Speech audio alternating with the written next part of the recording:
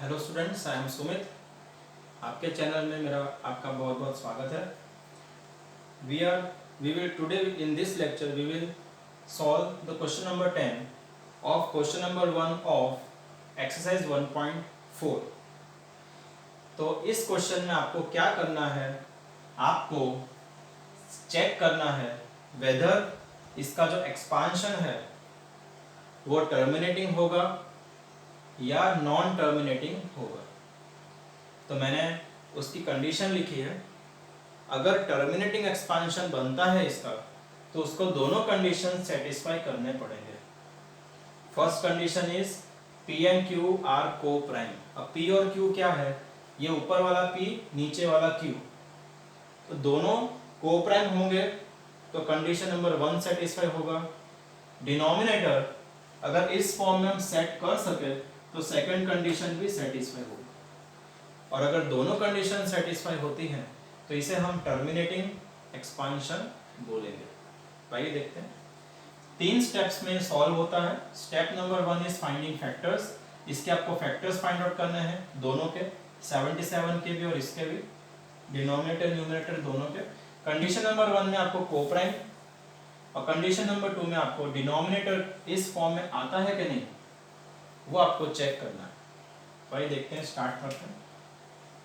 अब आपको सबसे पहले ये देखना है कि दोनों किसी कॉमन टेबल में आते हैं या तो इन दोनों का कोई कॉमन फैक्टर है। तो देख लेते हैं पहले। 7 1 जा 7, 7 1 जा 7, 7 3 जा 21, यानी कि कॉमन फैक्टर हमने कैंसिल किया और 11 और 30 हमको मिला। अब आपको थ्रू आउट द सॉल्यूशन आपको 11 और 30 को ही स्टडी करना है।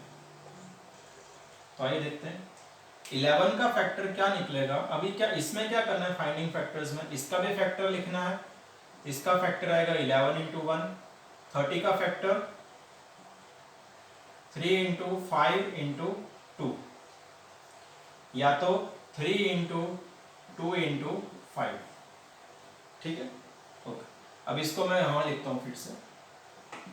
जो पहला है उसका फैक्टर है 11 इंटू 1, हमने फाइंड आउट कर लिया है। 30 जो है उसका फैक्टर आता है 5, इसके हिसाब से लिखते हैं तो 3 into 2 into 5 into 1 you can write age factor, सभी में लिख सकते हैं। अब देखो दोनों में कॉमन फैक्टर 1 के सिवाय और कोई है नहीं, तो इसे हम क्या बोलेंगे, को prime. Because what is the definition of को प्राइम, इससे पहले वाले वीडियोस में मैंने समझाया है, प्लीज आप वो वीडियोस भी देख लेना, आपको और क्लियर होगा। Coprime numbers are the numbers having no common factor other than 1। तो 1 के सिवाय और कोई कॉमन फैक्टर है नहीं, सो बोथ आर को prime.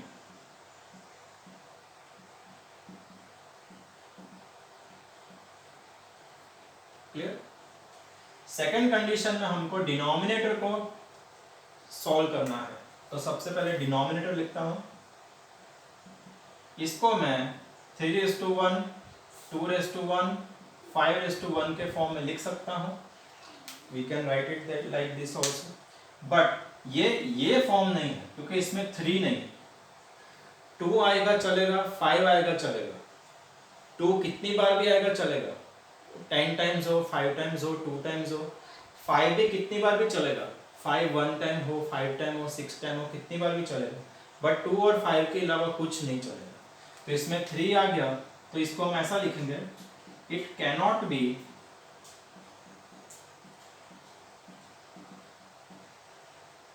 written in 2n into 5n form. Therefore, as condition number 2 is not satisfied, this expansion, जैसा लिखो 11/30 और 77, अब जो ओरिजिनल क्वेश्चन है वो 210 will have non-terminating repeating decimal expansion.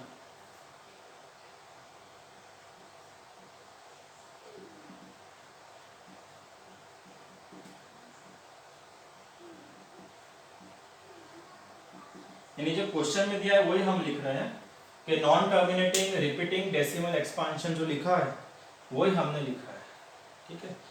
दोनों कंडीशन सेटिस्फाई होती हैं तो ये टर्मिनेटिंग आपको लिखना है, टर्मिनेटिंग डेसिमल एक्सपांशन। दोनों में से एक भी कंडीशन सेटिस्फाई नहीं होती है तो नॉन टर्मिनेटिंग आपको लिख देना, ठीक है। I hope you are able to understand. Thanks for watching. If you have any query, you can write in the comment box also. So I will try to